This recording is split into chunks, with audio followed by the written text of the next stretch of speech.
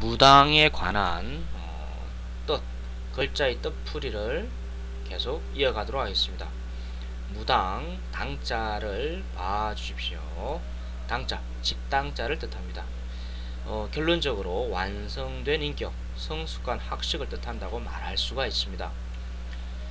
우선 신사임당, 조선시대의 신사임당의 예를 들어보겠습니다. 신은 물려받은 성이죠. 성. 다음에 사와 임은, 사는 서성으로 모신다는 뜻이며, 임은 주나라 문왕의 어머니 태임을 뜻합니다. 그래서 주나라 문왕의 어머니였던 태임을 서성으로 모신다. 모시겠다. 그러므로 어떤 자녀 교육, 나중에 율곡을 낳죠. 재상이 되는 율곡. 이 율곡처럼 율곡을 어떤 교육시켰던 것처럼 어떤 교육적인 요소를 본받겠다. 이래서 사임이 되었습니다. 당은 나중 존중해서 붙여드리는 선생님격의 호칭에 해당이 되겠습니다. 또 다른 예로 김시섭의 예가 있죠.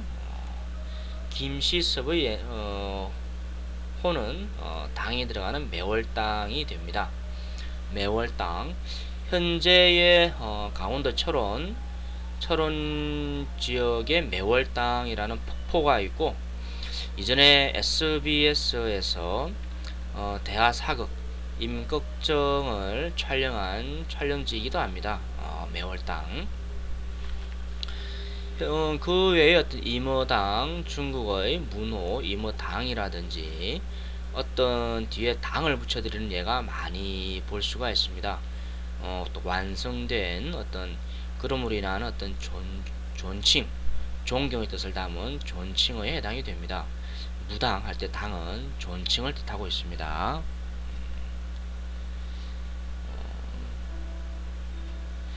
참고 얘기가 나오고 있죠. 무당 내력.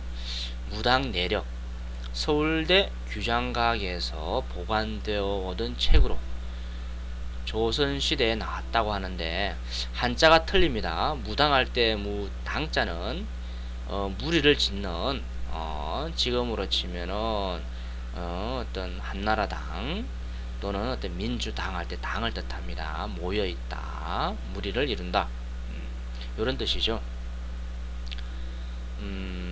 설명을 글을 좀 읽어 내려가 보시기 바랍니다. 무속인에 대한 언급을 해 볼까요?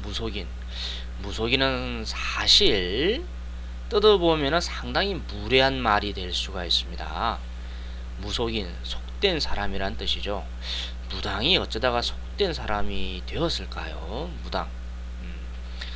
책임 소재가 무당에게 있기도 하겠지만 일부, 그러나 여하튼 이후로는 무속인이 받아들여져서는 안 되는, 사실 좀 부끄러운 호칭에 해당이 됩니다. 무속인이. 일반적으로 어떤 사람들은 무당을 어떤 비속어, 무속인을 나름대로 존칭해서 붙여드리고 불러주는 이런 호칭으로 알고 있는 사람들을 보게 되는데, 사실은 정반대이죠. 무당의 본래뜻, 신라시대 임금 남해왕, 남해 차차웅을 조금 전에 들었죠. 확인해 드렸습니다. 국가의 최고 통수권자, 동시에 아마 그 이전이겠죠. 그 의미 이전에 종교적으로 최고의 제사장, 모든 사람들의 존경을 받으며 무량한 권위가 있었던 분, 이런 무당이 무속인이 되면은 그건 아니 되는 일입니다. 무속인, 비속한 사람이 될 수가 없습니다. 무당은.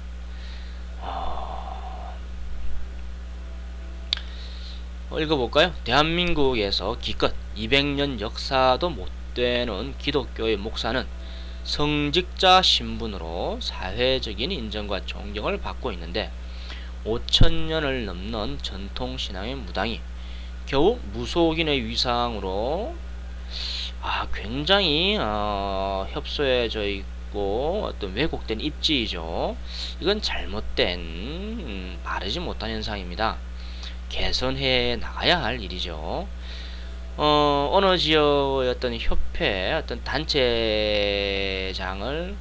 알게 되었는데, 이분은 어떤 전통신앙에 대해 언급하면서 무속인이라는 표현을, 무당보다도 무속인이라는 표현을 더 어떤 사용하시던데, 이거는 우리 자체부터 제대로 된 인식을 갖고 은행을 해 나가야 될 일로 보여집니다. 제2항 정체성의 필요. 이어가는 내용은 무당의 정체성에 관했습니다. 무당은 누구인지, 또 무당은 무엇인가, 이런 물음에 분명하며 확실한 답을 가지고 있어야 하겠습니다. 어떤 무당, 무당 참 많죠. 근데 과연 무당이 무엇인지, 무당이 누구인지, 작두를 타든 작두를 타지 않든, 점사만 보든 또 무당이면서도 퇴마사로 불리든지 무당이 참 많습니다. 근데 무당이라고 하는데 무당이 과연 누구일까요? 또 무당이 무엇일까요? 이 부분에 대한 명료한 답을 가지고 있어야 됩니다. 한 분의 어떤 과거 예를 하나 들어보겠습니다. 저의 경우로는 많은 무당들을 봐왔죠. 겪었죠. 20년 세월 동안 직간접적으로 대표적인, 위에서부터는 무형문화재, 아래에서부터는 어떤 무당이 됐다가 나름대로 어떤 가슴 아픈 현실에 찬 이런 인물들 많이 봤습니다.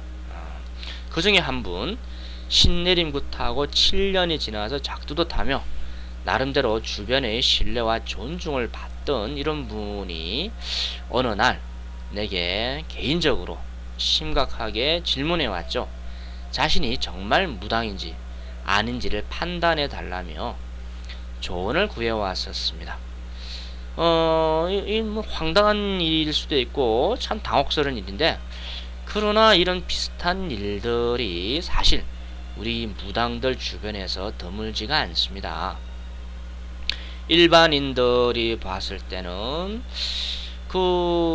잠깐 손만 갖다 대도 비는 작두, 무당이 작두를 탈 때는 대체로 제대로 된 무당이라는 가정하에 작두를 탄다라면 작두날을 아주 날카롭게 갑니다.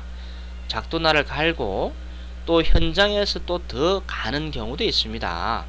아주 작두날이 날카로울수록 작두를 탈 때 발도 시원하고 그 뻗치는 기세, 작두를 타게 만드는 작두 신령, 작두 신장님의 어떤 그 위세가 명료하게 나오죠.